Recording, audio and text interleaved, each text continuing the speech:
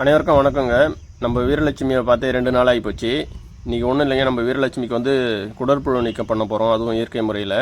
நம்ம ஆங்கில மருந்து நீங்கள் கொடுக்கறதா இருந்தால் நம்ம டாக்டரை கேட்டு தாங்க அது கொடுக்கணும். அது இயற்கை முறையில் குடற்புழு நீக்கணும் போது நம்ம வீட்டில் இருக்க பொருளை வச்சே நம்ம கொடுத்துடலாம். அது என்னென்னு இப்போ சொல்கிறோம் பாருங்கள். அதுக்கு எதுவும் தேவையில்லைங்க. இந்த கத்தாழை இருக்குல்ல, இந்த கத்தாழையை வந்து சோத்து கத்தாழையை எடுத்துக்கிட்டு இதில் 2 பக்கமும் இந்த சைடில் முள் இருக்கும், பார்த்தீங்கனாலே தெரியும்.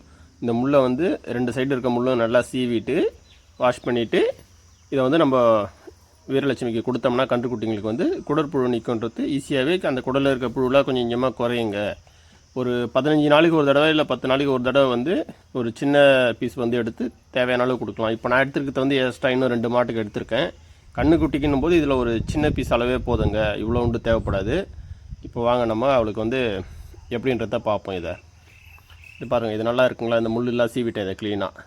இப்போ இதை வந்து அப்படி வாழை லைட்டாக மேலே தூக்கி பிடிச்சி அப்படி நாங்கள் ஒரு பிடிச்ச மாதிரி கொடுத்து டக்குன்னு காமிக்க மாட்டாயோ, கொஞ்சம் அப்படி நம்ம வாயில் அடி வாயில் பல்லுக்காக வச்சு நம்ம அந்த நாக்கு கீழே லைட்டாக கையை வச்சு அழுத்தம் கொடுத்தோம்னா அப்படியே அவளே முள்ள மென்று சாப்பிட்ருவோம். ஒரு சில கன்றுக்குட்டிகள் வந்து தானாகவே சாப்பிட்ருவோம். ஒரு சில கன்றுக்குட்டிகள் வந்து இந்த கத்தாழையை வந்து சாப்பிடாது. அப்படி இருக்கும்போது நம்ம தான் கொஞ்சம் பிடிச்சி வலுக்கு டைமாக கொடுக்கணும். இது கொடுத்தாலே போதும் பாருங்கள், அவளே மெல்ல ஆசை போட்டுருவோம். ஆசை போட்டு பொறுமையாக சாப்பிட்ருவோம். அவளே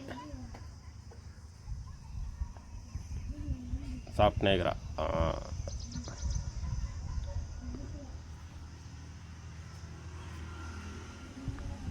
அவ்வளோதாங்க, சாப்பிட்டா சரியாக போச்சு.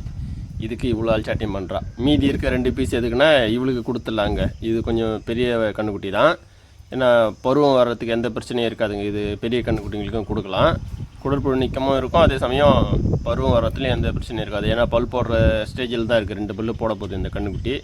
அதனால் இதுக்கும் மீதி இருக்கிறத வந்து இதுக்கு கொடுத்துட்டோம்னா சரியாக போச்சுங்க. அவ்வளோதான், ஒன்றும் இல்லை. அந்த லைட்டாக அந்த விரலை வச்சு நம்ம அசைச்சாலே போதுங்க, அவங்களே வெளில சாப்பிட்ருவாங்க மென்று.